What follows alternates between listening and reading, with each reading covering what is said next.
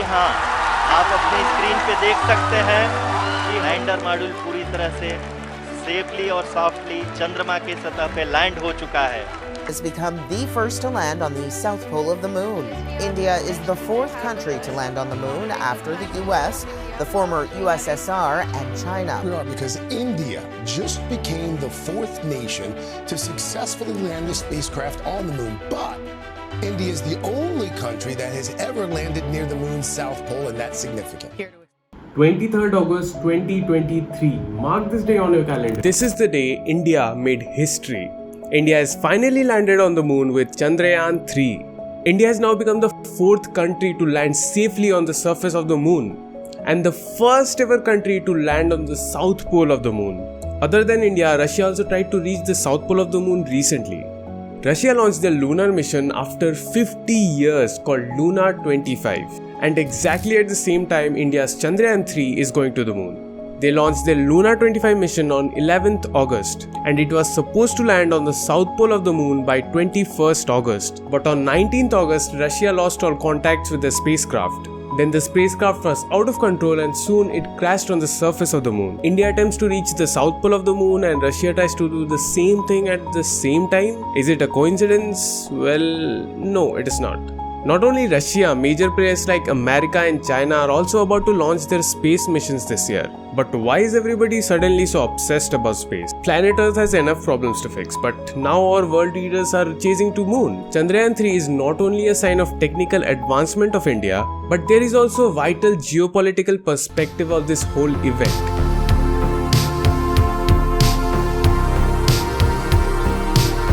Soviet Union was first to reach the moon, but America was first to send humans to the moon. In 1969, Neil Armstrong was the first person to step on the moon. NASA sent the last human on the moon in 1972. Since then, no one has stepped on the moon ever, and in total, only 12 people have set foot on the moon. And all of them were from NASA. Chandrayaan-1 was India's first moon mission in 2008. This spacecraft reached the moon and found something unimaginable: water. For the first time, Chandrayaan-1 brought strong evidence that there is water on the surface of the moon. Specifically, the water was found on the south pole of the moon. After this news, suddenly every country wanted to explore the moon again. USA and China started sending multiple spacecrafts on the moon. Israel tried to do a soft landing on the moon. Many lunar missions were planned by Japan, Europe and Russia. And since then, technologies have improved and the complexities of these missions have also increased. But actually none of them could successfully land on the south pole of the moon.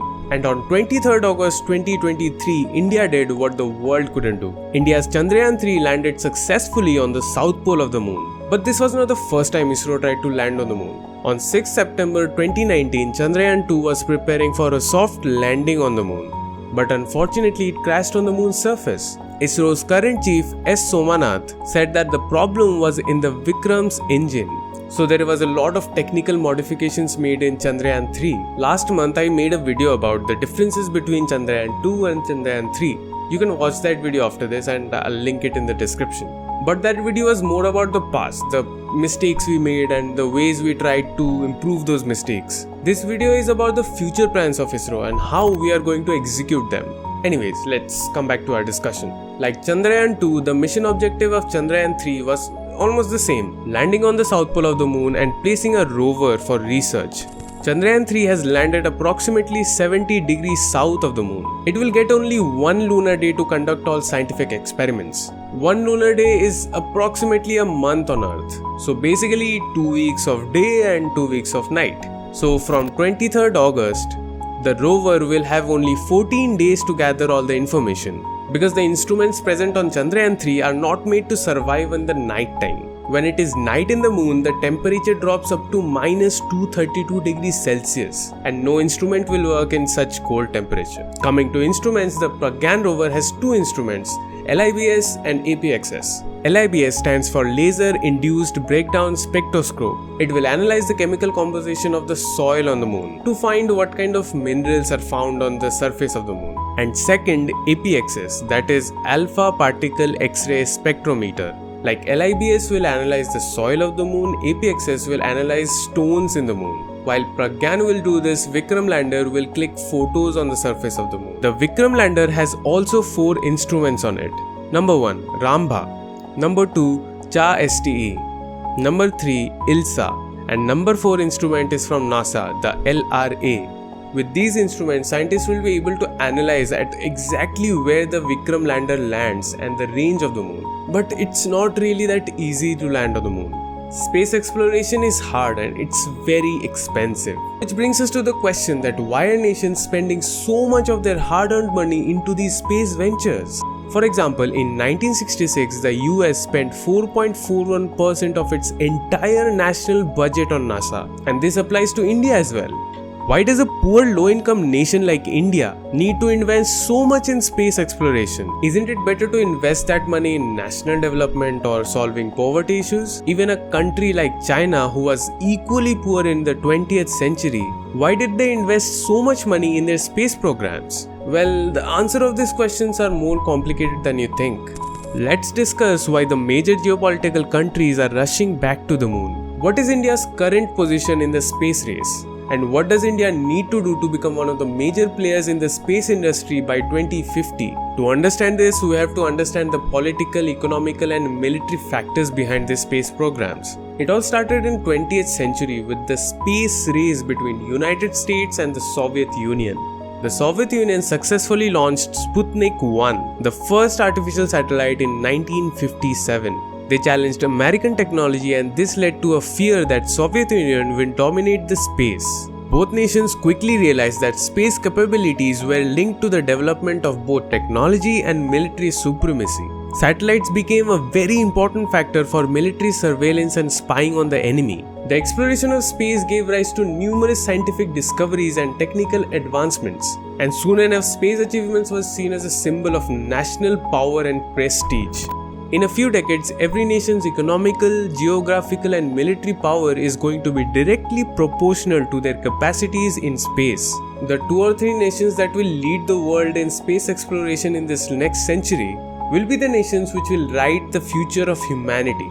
But why is everybody choosing moon as a destination? Earlier, the moon wasn't believed to be very useful. But in 2008, when Chandrayaan-1 found water on the moon, world power realized that it could be the next gold mine for natural resources. Yes, there is water on the moon, but there are no lakes or oceans on the moon. Water on the moon exists in the form of molecules of oxygen and hydrogen. This is a very important discovery because water is not only important for humans to survive, but elements like hydrogen and oxygen are used to make rocket fuel. But that's not it. Experts believe that there are more elements on the moon. One of them might be helium-3. It's a rare element and important component for nuclear energy.